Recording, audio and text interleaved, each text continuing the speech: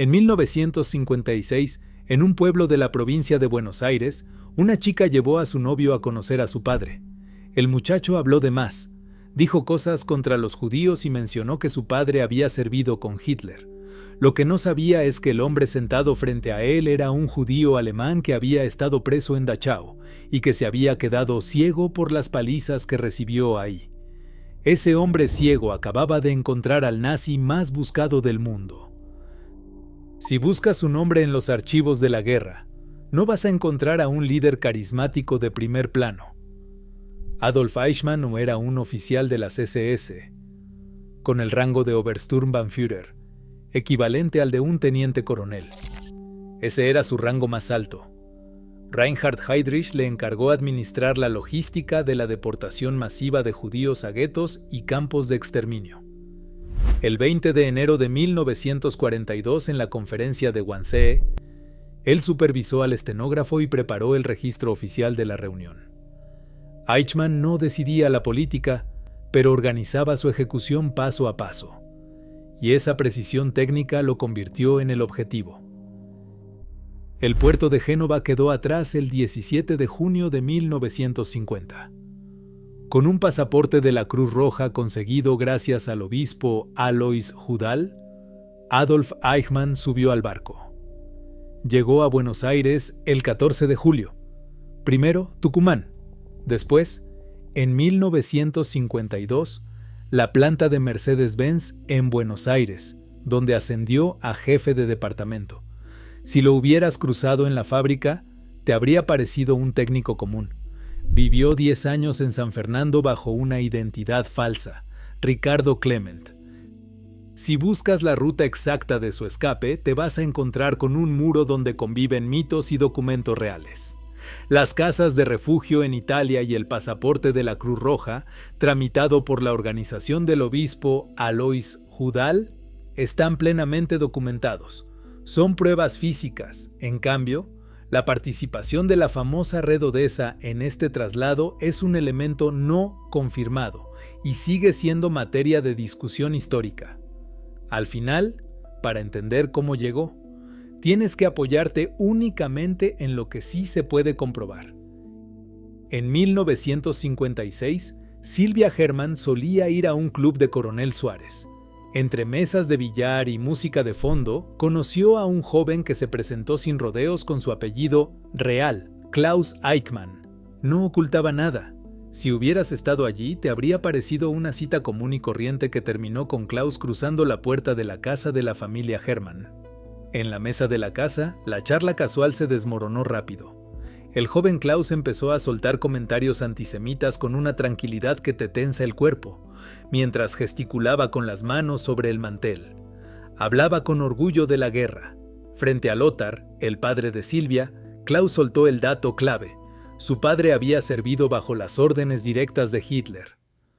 ¿Cómo podía estar ese apellido flotando libremente en la provincia de Buenos Aires? Seguro te resulta incomprensible. Ahí radica la gran contradicción de esta historia. Mientras el fugitivo firmaba planillas de trabajo bajo el alias de Ricardo Clement, sus hijos se anotaban en los clubes con su apellido real. El padre cambió de nombre. Los hijos, no. ¿Cómo hace un hombre que no puede ver para identificar al fugitivo más buscado de la historia? Tienes que mirar lo que le ocurrió décadas atrás. En 1935, la Gestapo detuvo a Lothar Hermann, un judío alemán nacido en 1901. Terminó en el campo de concentración de Dachau. Allí, las palizas constantes de los guardias fueron tan brutales que le dañaron permanentemente la vista.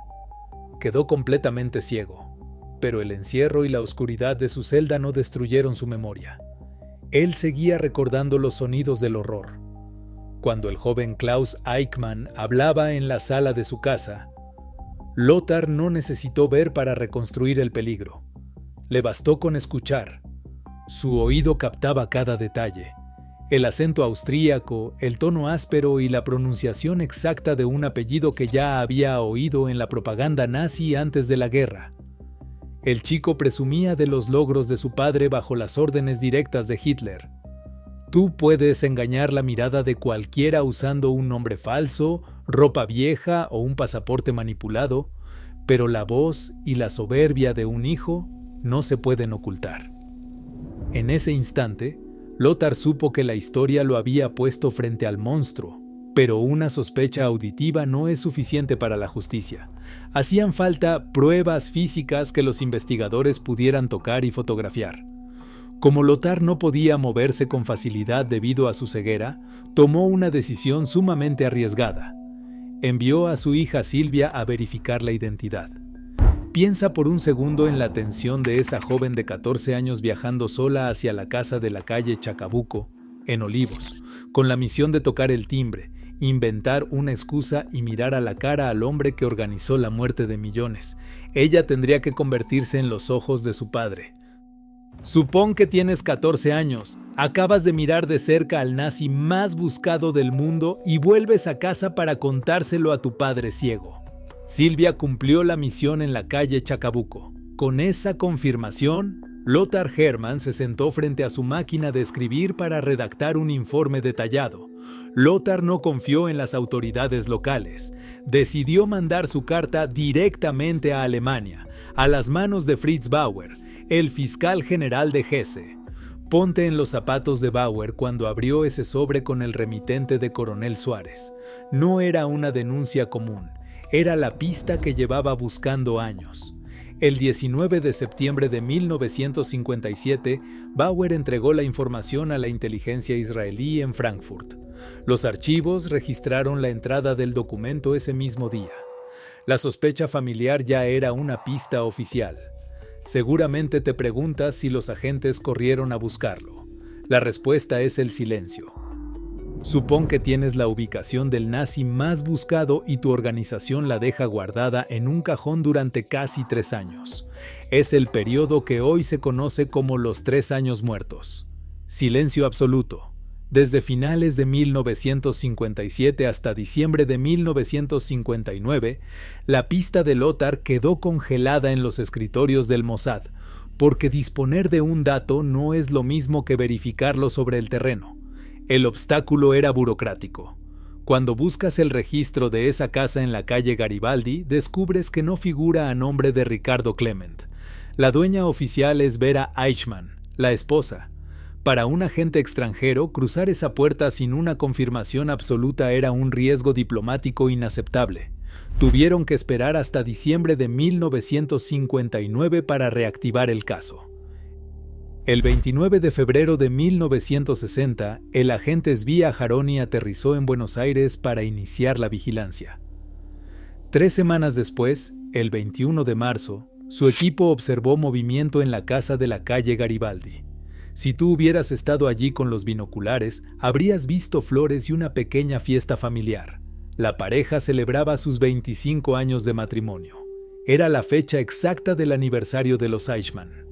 El 3 de abril, los agentes lograron tomar una fotografía clara del sospechoso con una cámara oculta.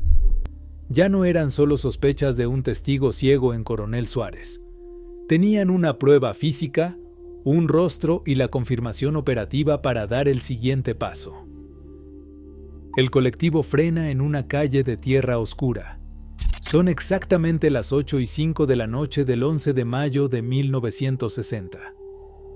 Un hombre baja solo, sin sospechar que varios ojos lo observan desde las sombras.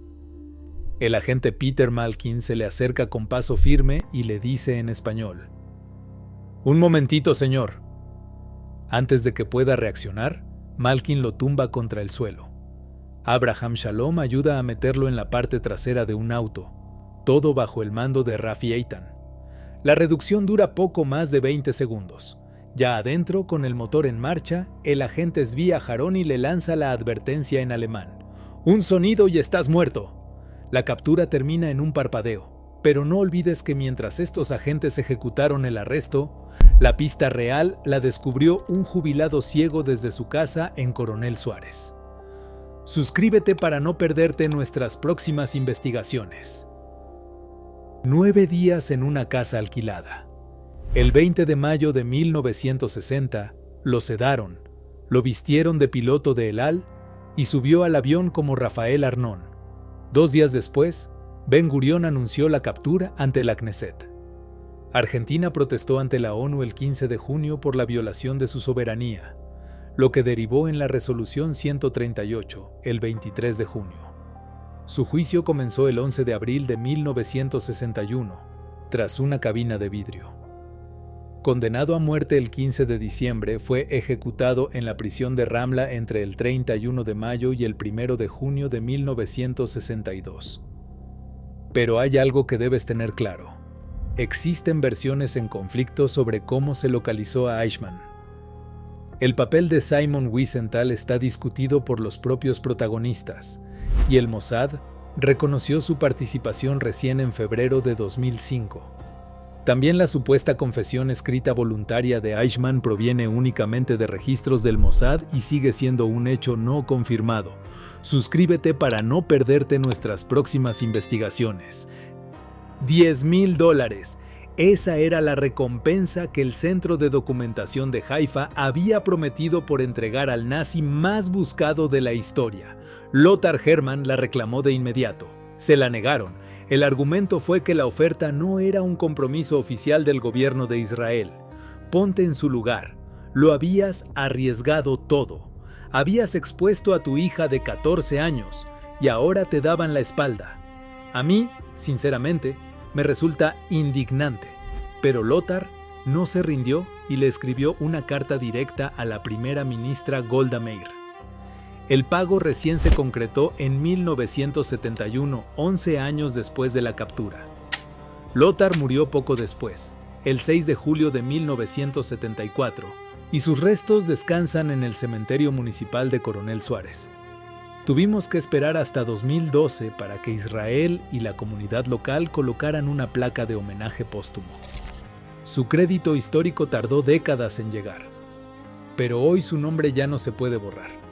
Suscríbete para no perderte nuestras próximas investigaciones. La pantalla prefiere la acción de los agentes en la noche, pero antes de la persecución estuvo la templanza de un hombre en la penumbra. Lothar Hermann no podía ver el peligro, pero tuvo el coraje de escucharlo. Ahora depende de ti no ignorar el próximo susurro.